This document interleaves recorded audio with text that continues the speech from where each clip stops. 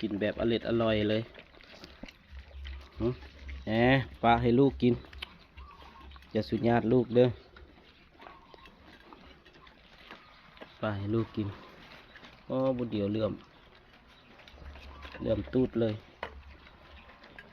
ต้องกินแซ่บนี่อย่ากัดกัน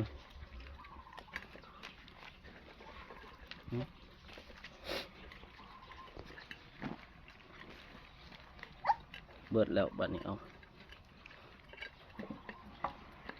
บ่พอก็กินซะบ่เดี๋ยวตักให้ไหม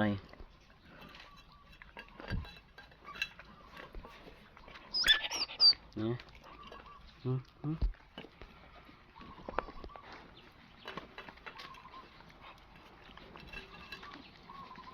เบิดแล้วบาดเดียว